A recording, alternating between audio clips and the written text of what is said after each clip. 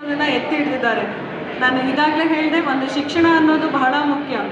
ಒಬ್ಬ assistant commissioner ಆಗಿ ನೀವು ನನ್ನ ನೋಡ್ತಾ ಇದ್ದೀರಾ, ಅದರಲ್ಲಿ ಒಬ್ಬ ಮಹಿಳೆ ಒಬ್ಬ ಅಸಿಸ್ಟೆಂಟ್ ಕಮಿಷನರ್ ಆಗಿ ನೀವು ನನ್ನ ನೋಡ್ತಾ ಇದ್ದೀರಾ ಅಂದರೆ ನನಗೆ ನೀಡಿರುವಂತಹ ಶಿಕ್ಷಣ. ಆ ಶಿಕ್ಷಣ ಎಲ್ಲಿಂದ ಬಂತು? ಬೇಸಿಕ್ ಆಗಿ ನೋಡಿದಾಗ ಸಮಾನತೆ. ಆ ಸಮಾನತೆ ಎಲ್ಲಿಂದ ಬಂತು? ಅದನ್ನು ನೋಡಿದಾಗ ಭಾರತದ ಸಂವಿಧಾನ. ಇವತ್ತು ನಾವೆಲ್ಲರೂ ಕೂಡ ಒಂದು ತುಂಬ ವರ್ಷಗಳ ಸ್ವಾತಂತ್ರ್ಯ ಪೂರ್ವದಲ್ಲಿ ಹೋದಾಗ ಕೆಲವೊಂದು ಕಮ್ಯುನಿಟೀಸ್ ಆಗಿರ್ಬೋದು ತುಂಬ ಸಪ್ರೆಸ್ಗೆ ಒಳಗಾಗಿತ್ತು. ಅದು ಯಾವ ರೀತಿ ಸಪ್ರೆಸ್ಗೆ ಒಳಗಾಗಿತ್ತು ಅದನ್ನು ಅನುಭವಿಸಿದವ್ರಿಗೆ ಗೊತ್ತಿದೆ. ಬಟ್ ಈಗ ನಾವು ಒಂದು ಎಜುಕೇಷನ್ ತಗೊಂಡು ಎಲ್ಲರೂ ಕೂಡ ಸಮಾನರು ಅಂತ ನಮ್ಮ ಇಡೀ ಭಾರತದಲ್ಲಿ ನಾವೆಲ್ಲರೂ ರೆಕಗ್ನೈಸ್ ಆಗಿದ್ದೇವೆ. ಒಂದು ಎಜುಕೇಷನ್ ಸಿಸ್ಟಮಿಂದ ನಮಗೆ ರೆಕಗ್ನೈಸೇಷನ್ ಸಿಗ್ತಾ ಇದೆ.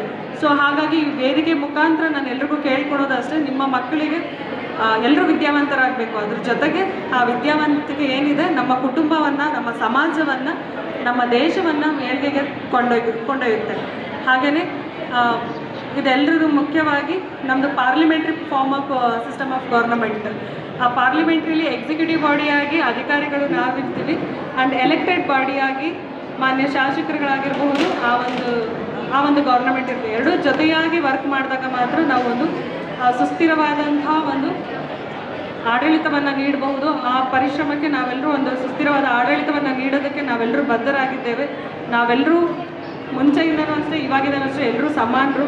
ನಮಗೆ ನೀಡಿರುವಂಥ ಸಮಾನತೆಯನ್ನು, ನಮಗೆ ನೀಡಿರುವಂಥ ಸ್ವಾತಂತ್ರ್ಯವನ್ನು ಒಂದು ಒಳ್ಳೆಯ ರೀತಿಯಲ್ಲಿ ನಾವು ಬಳಸ್ಕೊಂಡಾಗ ಮಾತ್ರ ನಾವು ನಮ್ಮ ಅಭಿವೃದ್ಧಿಯನ್ನು ಮಾಡ್ಬೋದು ಅಂತ ಹೇಳ್ತಾ, ಡಾಕ್ಟರ್ BR ಅಂಬೇಡ್ಕರ್ ಅವರು ಏನಿದ್ದಾರೆ, ಅವರ ಕೊಡುಗೆಗಳು, ಅವರು ಮಹಾನ್ ವ್ಯಕ್ತಿ, ಮಹಾನ್ ವ್ಯಕ್ತಿತ್ವ ಹೌದು, ಅವರ ಕೊಡುಗೆಗಳು ಮಹಾನ್ ಅಪಾರವಾಗಿದೆ.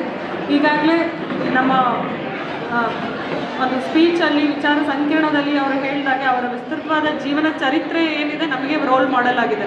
ಆ ರೋಲ್ ಮಾಡೆಲ್ ಆ ಒಂದು ಕೆಲವೊಂದು ಗುಣಗಳನ್ನ ನಮ್ಮ ವ್ಯಕ್ತಿತ್ವದಲ್ಲಿ ಬಳಸ್ಕೊಂಡು ನಾವು ಉತ್ತಮ ವ್ಯಕ್ತಿಯಾಗಿ ಸಮಾಜಕ್ಕೆ ಒಂದು ಕೊಡುಗೆಯನ್ನು ನೀಡೋಣ ಅಂತ ಹೇಳ್ತಾ, ಮತ್ತೊಮ್ಮೆ ಎಲ್ರಿಗೂ ಕೂಡ ಡಾಕ್ಟರ್ BR ಅಂಬೇಡ್ಕರ್ ಅವರ ಜಯಂತಿಯ ಶುಭಾಶಯಗಳನ್ನ ಕೋರ್ತೀನಿ. ಧನ್ಯವಾದಗಳು.